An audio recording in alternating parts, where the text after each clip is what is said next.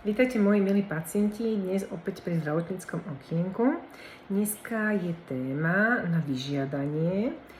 Jeden z vás mi písal, že by ho zaujímala téma lenivosť alias únava. Takže budeme sa rozprávať o únave, čo môže byť príčinou únavy a čo s tým my na ambulancii všeobecného lekára robíme. Takže treba v prvom rade rozlišiť tú lenivosť a únavu. Je dosť možné, že pacient, ktorý trpí únavou, sa môže javiť ostatným ako lenivý. Ale môže mať nejaké somatické ochorenie, ktoré mu tú únavu spôsobuje. A keď príde pacient a sťažuje sa, že je unavený, najskôr teda sa pozriem, že čo to je za pacienta. Je to mladý pacient alebo je to starší pacient. Čiže ak je to starší pacient, minulý týždeň sme tu mali tému srdcového zlyhávania. Rozmýšľam nad problémom, čo sa týka srdiečka. Srdiečko je veľmi dôležitý orgán v tele. Srdiečko nám prečerpáva krv, aby sa krv okysličila a vlastne tou okysličenou krvou sa dostáva kyslík do všetkých tkaní a orgánov, aby mohli pracovať.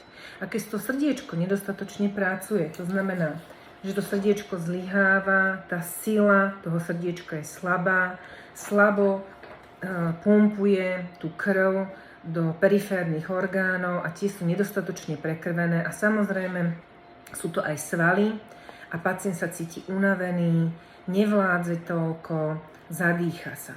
Čiže ak sa mi jedná o staršieho pacienta, rozmýšľam aj nad tým, že by sa mohlo jednať o srdcové zlyhávanie. Určite, či je to starší alebo mladý pacient, robím odbery. Urobím krvný obraz. Prečo krvný obraz? Červená krvinka nám prenáša ten dôležitý kyslík do orgánov. Čiže ak máte nedostatok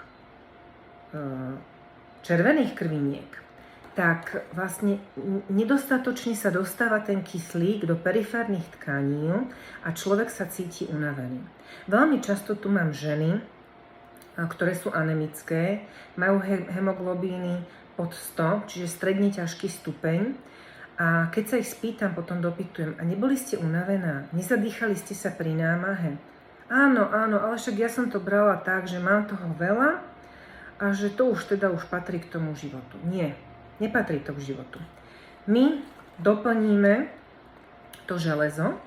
Na vytvorenie červenej krvinky potrebujeme 3 mesiace. Červené krvinky sa tvoria v kostnej dreni a potrebujeme čas 3 mesiace, aby sa nám obnovilo to množstvo červených krviniek. Musíme dodávať do tela železo a samozrejme musíme prísť na príčinu.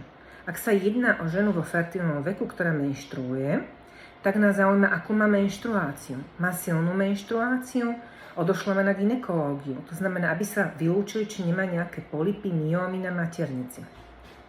Ak to je muž, zaujímam sa, či nemá krvavú stolicu alebo krvavý moč. Samozrejme aj u žien ma to zaujíma, či nemá krvavý moč a krvavú stolicu. Ak áno, pátram po anémii buď z urogenitálneho traktu, či z močových ciest, alebo z gastrointestinálneho traktu, či z tráviaceho traktu.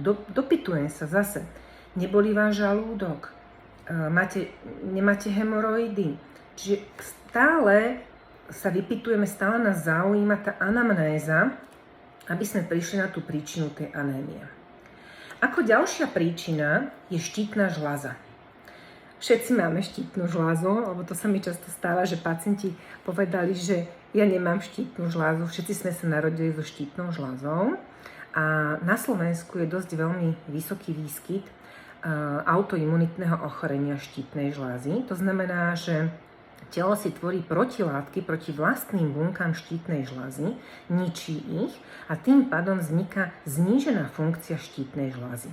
Aj toto môže byť príčinou únavy, lebo štítna žľaza produkuje hormóny, ktoré sú potrebné na fungovanie organizmu, na metabolizmus. A keď tých hormónov je nedostatok, tak to telo je unavené. Okrem toho priberá a okrem toho môže byť suchá pokožka a tak ďalej. Čiže keď mi príde pacient, súčasťou odberov je aj hormón na štítnu žľazu, TSH, a ďalej sa vypytujem, že či sa niekto v rodine nelieči na štítnu žľazu. Ako som spomínala, je to autoimunitné ochorenie a často je dedičné. Často to dedia céry po matkách a starých matkách, ale aj veľa mužov, ktorí majú zníženú funkciu štítnej žľazy.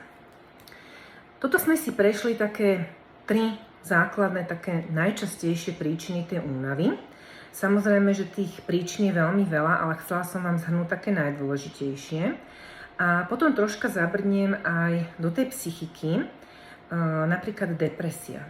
Keď je pacient depresívny, to znamená trpí depresiou, on už ráno vstáva, že nemá na nič náladu, že je unavený. Áno, to je úplne typické. My, zdraví ľudia, ktorí nemáme žiaden problém, tak sa vyspíme, dajme tomu, máme za sebou náročný deň, sa vyspíme a to telo nám zregeneruje. A ráno už vstávame vlastne taký plnší tej energie. Ale u depresívneho pacienta je to naopak.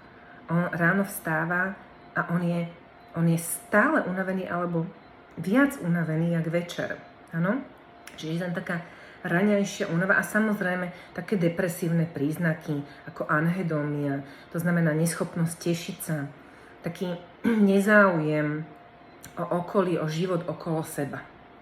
Už som troška zabrdla aj do toho spánku, takže často sa mi stáva, že máme tu pacientov aj s takým pracovným preťažením, to znamená, že pracujú až do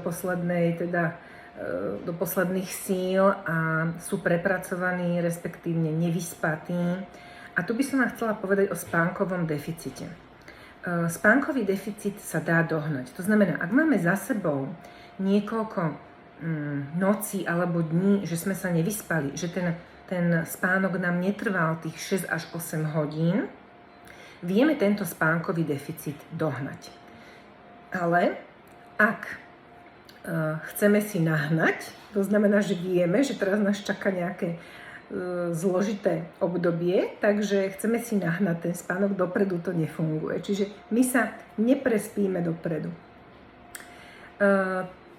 Takže toto som ešte chcela tak zabudnúť troška do toho spánkového deficitu a dúfam, že moji milí pacienti, táto téma na vyžiadanie od môjho milovaného pacienta vás tiež troška obohatila, tiež vám troška ukázala, akým smerom sa uberáme, keď pacient s takýmito ťažkosťami príde.